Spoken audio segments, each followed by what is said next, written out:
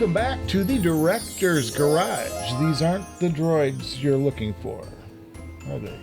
I'm your host and resident idiot, Michael, and I just went through a week of work on the Director's Garage. Now, the big change is to what I call Hell's Corner. I had a full-size piano keyboard and a guitar amp over there in that space, and with all the actual time that I have to play and create music lately, which is zero, I haven't probably fired up either of those two things in 2 years or more, maybe even longer. So instead, they became like surfaces on which I would stack shit. They're uneven and stuff would fall off if I got close or if I blew on it funny. It was a complete mess. And then under the keyboard were bigger boxes filled with whatever cable or adapter I was done using at that moment. You get the idea. So I showed this on the community page, but let's have a little better look. This is the new Hell's Corner. Everything is now organized and in a specific place again. And this is really important as I'm heading into tax season. I need room to work, and this really gave me back a ton of space.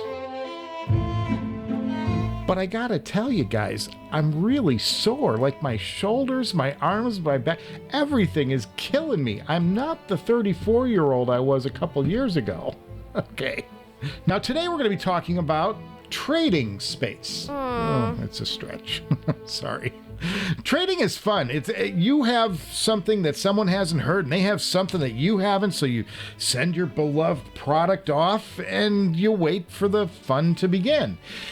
And the fun has arrived.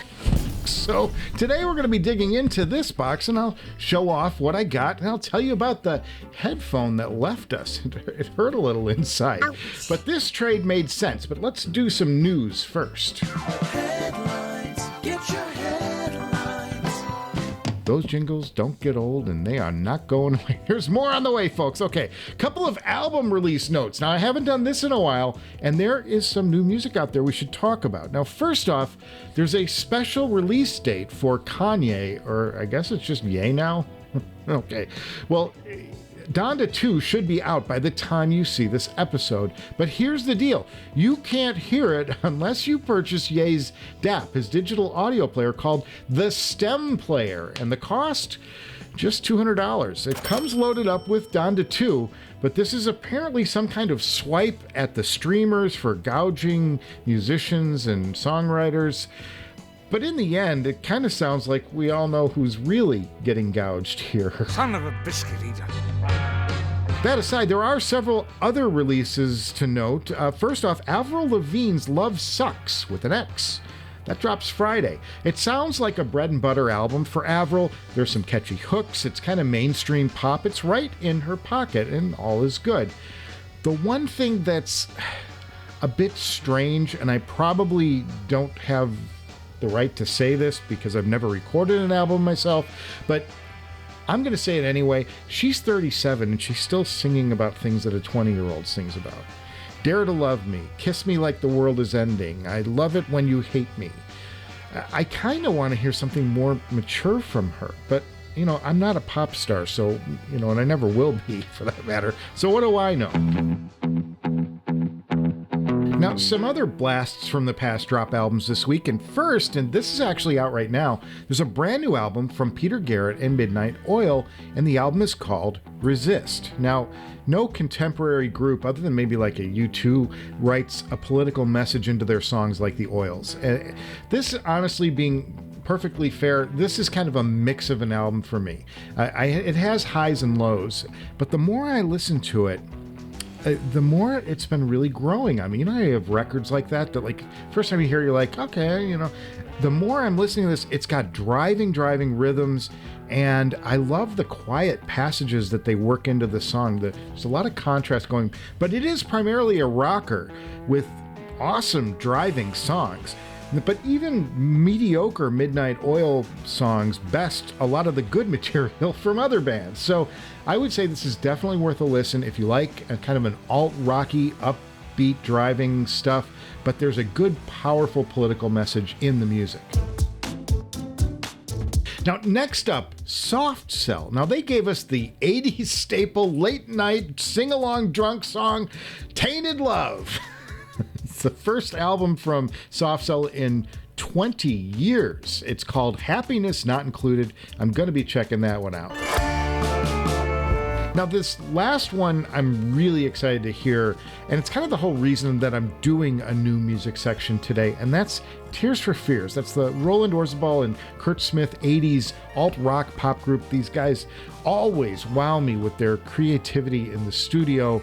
Sown in the Seeds Love and Everybody Wants to Rule the World, these sweeping, huge songs. Well, The Tipping Point drops Friday, and it's their first album in 18 years, and the lead single is really interesting. No Small Thing starts with a simple 6-strum acoustic riff, kind of country almost. And by the end, and this is what I love about Tears for Fears, it's a journey into this swirling, confusing world with tons of conflict going on. It's really impressive the way this song evolves, and I cannot wait to dig into the rest of this new record. Headlines. And those are your headlines for today. Okay, let's start today's feature by unboxing a new product, and then we're going to get into the trade. Some of you are going to die. Martyrs, of course, to the freedom that I shall provide. You got that one? I kind of doubt it. This one goes back to 1970. It's from Genesis, back when Peter Gabriel was with the band. The song is called The Knife, go figure, and it's from their album Trespass. Really cool sounding song from their prog rock era. Obviously quite a big box here, so we're not talking about anything small. So it's pretty exciting to have something this big to open up on the air. I always like these bigger packages, although they always challenge me with the size of the box and working around the microphone. I don't really mind it, but here we go. Let's take a look. Are you ready? Are you ready? Wow. Oh, major cable. Look at this. Look at that. Woo, major cable there. That'll give us some juice. All right, I think we got some paper to work through here. All right, I think we got some tape. And wow, this is quite a little wrapping job here. Part 1, part 2. This is a kind of a complicated unboxing. All right, we're getting down to a product here. Let's see, how am I going to do this? I'm going to set this aside. Oh, you really kind of want me to just turn this up. I'm going to make you wait a few seconds, though. All right, guys, I think we're ready for a reveal. It's the GSX Mark II from HeadAmp. Yes, folks, it's the GSX Mark II from HeadAmp. Now, what we have here, so stupid. What we have here is HeadAmp's flagship solid-state amp. It's an amp that I auditioned way back before CanJam was even a thing, and I'm a HeadAmp fan for sure. Obviously, the Blue Hawaii back there is a big part of my electrostatic rig. And I've even shown off this little guy from time to time. This is the Pico Slim, or the Slim Pico from HeadAmp. And this guy, this little guy right here, is a powerhouse little amp. It's amazing how much drive you get out of this thing. It's always wowed me. I thought it was amazing. But the GSX, which is its, you know, obviously it's much, much older and much more expensive big brother, the GSX Mark II has lost a little bit of its luster, I think, in recent years. And part of that is because it's been eclipsed by its little brother, the GSX Mini, which takes this big power supply down here that I'm about to unbox, and it kind of jams it all into the single box and becomes a lot more manageable because you don't have two components, you just have the one. It does give back, though, a little bit of the power. This still is a Big Daddy, formidable amp, and it lists still for about $3,000. And there you see it all kind of unwrapped and pretty. So I got to talk about this trade, right? Well, first off, we both agreed that either of us could cancel the trade and get our stuff back off the top. And that's a really cool way to operate because it means that at worst, we get to audition some new gear and then we go back to what we had before. The headphone that left me, though, that would be the Meze Imperium. Now, I got to admit, this kind of hurt a little inside because the Empyrean was my most comfortable headphone, and it's a headphone I did pay $2,600 for a year ago. But the thing of it is, with the Empyrean Elite hitting the market and literally eclipsing the Empyrean in every way other than those big fat comfy pads, the price on the Empyreans has just dropped through the floor. Now, they've tanked down as low as $1,500 on the used market. This is a $3,000 headphone, which kind of makes me think that I kind of got the better end of this deal, except a couple of things. First of all, obviously this does not come with the original box, and that's a big, for whatever reason, y'all love your original boxes and you'll pay extra for it. Hey. And then you'll notice some micro scratches on this unit, and it really, it's not something that makes this a complete deal breaker. Ooh, it's got the stepped attenuator. A stepped attenuator, folks. Gosh. And then if you look real close on this thing, you can see some little micro scuffs and little things from general use. It's nothing that affects the sound of this thing anyway, but people like to have their stuff really pristine, and this is more like it's been used a little bit. This thing's seen some love. I think that we wound up with a pretty even deal, unless this thing doesn't power up or something, which we're going to find out in a few minutes. And as far as getting rid of the Meze, well, this is the thing. I have two Meze planers, and really I only have a need for one of them.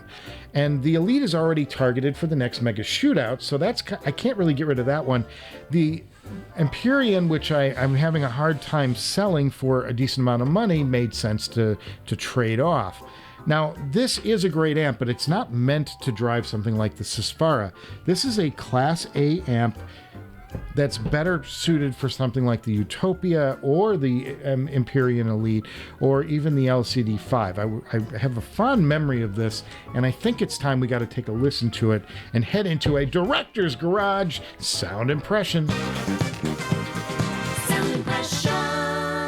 Okay, so we are wired up and fired up, and I'm going to start off with some traffic, and I'm going to listen on the LCD5 because it's my most neutral and revealing headphone. And I'm going to start off with John Barleycorn Must Die from Traffic's album, John Barleycorn Must Die.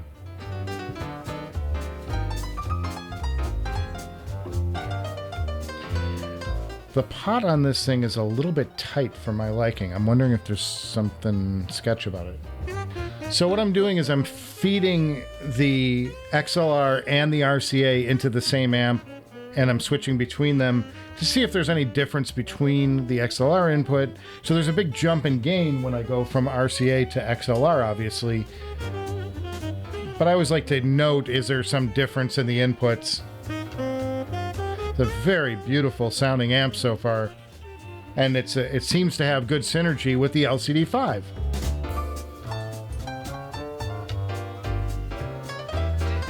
Very beautiful sound.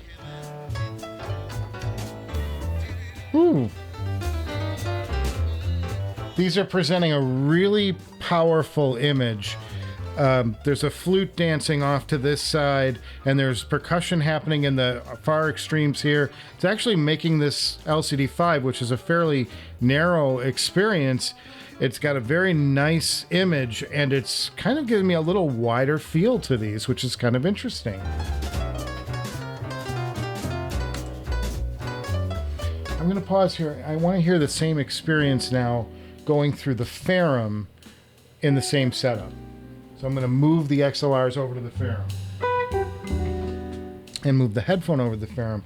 And now let's see what the Ferrum does on the exact same track, now that I kind of have a good flavor of what this amp is.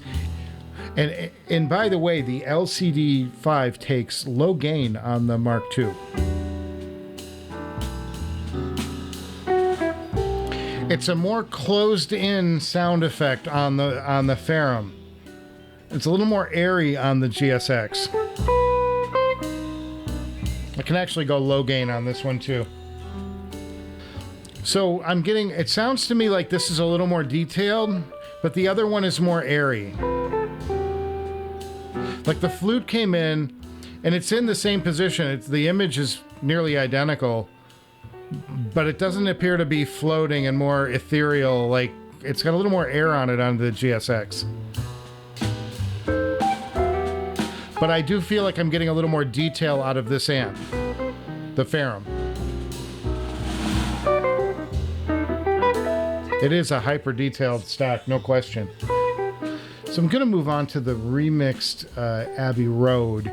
I want to hear some stuff with some bass and some drive to it and hear how some drums play out. This has come together, and right off the bat, the first thing I notice is there's a lot of bass here, and more bassy than I've heard, I think, on this headphone before. I'm not sure. It's a great amp for this headphone. That much I can tell you.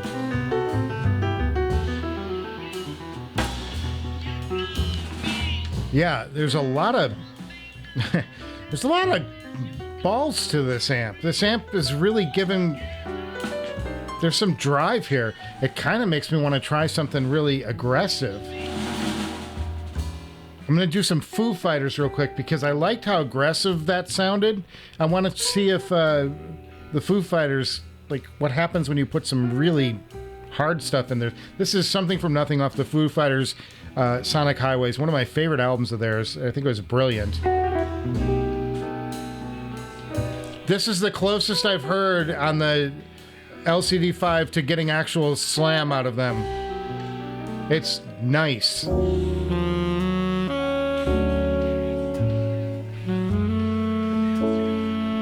What a great pairing.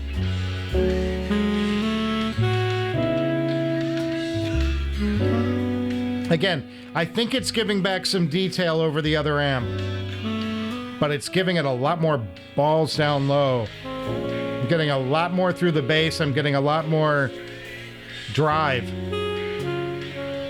Like I feel really connected to this physical song.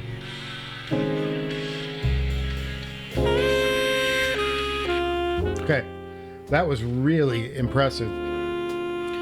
Okay, this is the Ferrum.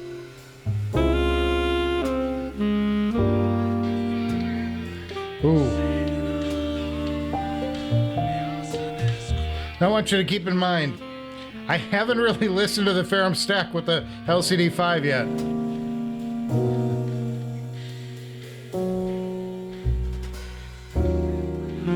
Oh, folks, this is like a title fight. I thought the GSX was onto something, and this is crazy good. I mean, these are good problems to have. Oh, man. This goes deeper into the sub. All right, let's go back to Come Together now. I know I'm doing that in reverse order, but... Okay, the last song, I loved the sub bass that came in on the Ferrum, but I think I prefer on the Beatles, I think I preferred it through the GSX Mark II, because it had more oomph down low, and this is more detailed. This just took a step back again, whereas the last song was really fun with listening to it. I mean, look, neither is bad. It's pretty good. I'm having a pretty good day here. Yeah, this is great. It's a very detailed approach to the song. Okay, here's what we're gonna do. Now I'm gonna switch headphones, and we're gonna try and drive the Sespara with the GSX Mark II, and let's see what happens.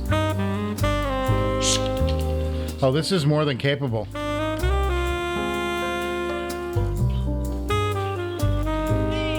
They can drive it on medium on the middle setting. Tons of bass. It's really nice. I mean, it's got nice detail. There's a nice airiness to the sound again. There are things that I really do like about this amp. I think it paired maybe a little better with the 5 than the Sespara. But it's hard to pick this apart. I mean, I'm not hearing anything that's like out of place. still got a few ticks left on the knob, and high gain would be more than ample to drive this. So the gain isn't the problem. It's just a matter of, is it taking advantage of this as far as assets? And I would say yes, it is. Is it as good as the Ferrum stack? I'm gonna probably guess no, but we're gonna go back to Come Together on.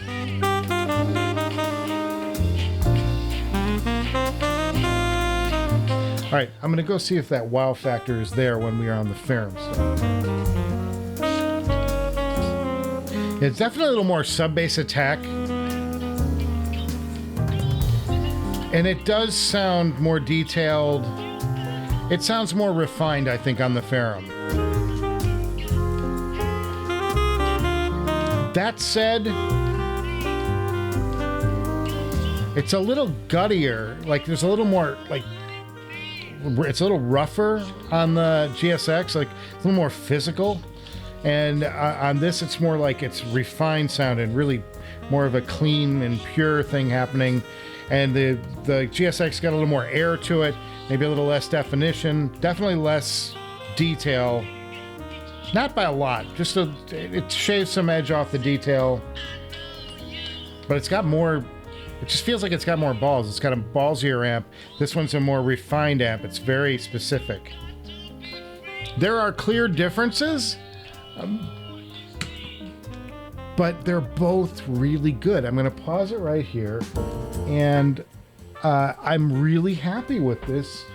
The only thing that I have a question about as far as the GSX is that the volume knob seems a little on the tight side. I'm not sure if it's supposed to be, because feeling the potentiometer on the Blue Hawaii, it feels different. So maybe the potentiometer could probably use a little work on it. And so maybe we send that in at some point and get it looked at, but it's a really good sounding amp. Let's start with that. And it's different from the Ferrum. It's not worse than the Ferrum necessarily. I think that the Ferrum overall is a more impressive package, but it's the GSX got more bones to it. Like, it just feels like there's a lot more guts to the amp. It just lacks some of the finesse of the Ferrum that the Ferrum really does very well, and that's playing with things like detail and imaging, whereas the GSX Mark II is a more airy experience with a little more punch down low and a little less definition. So, but both are very good, guys. This is a very good experience here. Whereas I could point on the Phonitor, I could point to specific things that I felt that the Phonitor was lacking in comparison to the Ferrum stack. I think that the GSX is more like a little bit of a different animal. And in that way, the Phonitor is a little bit of a different animal too, because it was designed, I think, more to do the crossfeed stuff and things like that, the effect around your head kind of thing. Whereas both of these are just straight amps. Fantastic, another fantastic amp either way from HeadAmp, and they really do make great stuff. So that's the HeadAmp GS-X Mark II, a remarkable amp, even though it's been out a minute. You know what I'm saying? And if you haven't noticed lately, I've really been trying to focus on hardware and infrastructure in this latest season of the Director's Garage, and this is by design. We're on episode 98, and I'm heading toward our next mega shootout, and really, it comes down to whether I'm going to get the Stax 9000 in or not. I have to sell some stuff. Uh-oh. And I'm enjoying having 6 top-tier headphones in-house right now that we're going to have to trim down. But I needed to shore up the backbone of the Director's Garage and bring in some really high-quality amps as we head into the What's Next. Now, I still have the Woo WA5LE as a near elite status tube amp, but my solid-state inventory, that was really lacking. And with the Ferrum stack, which has, by the way, breathed new life into the Abyss 1266 by TC, that was a headphone that I was kind of down on for a while. It underwhelmed me. On the Ferrum, boy, it really cleared up most of the issues I had with that headphone. It is a solid contender right now for best overall, and I didn't think I'd be saying that. Amps can make a critical difference. And now with the GSX stack, I think we've got a more sturdy foundation for the next reviews going forward. Now, I'll keep my eyes open for deals that still make sense. We may not be done with amping, but I feel like we're better sorted for what the future has in store. And that Phonitor X is still for sale. It's a formidable powerhouse of an amp with a ton of features. Contact me if you're interested. It's at a price where you really shouldn't lose much money on the deal, if any at all. Now, coming up, we have a full sound check and review of the Odyssey Carbon. That review is nearly done, so I have a lot to say about that headphone. Some of it a little controversial now. I also have a new What's in the Box that just arrived from Audio 46. I can't wait to see what they sent our way. Plus, I have a mystery package. I have no clue what it is or who sent it. That should be fun. I think it might be from our other partner, Linsol. I love Lillian and her team. I really can't be certain though. Normally they send me an email. They didn't.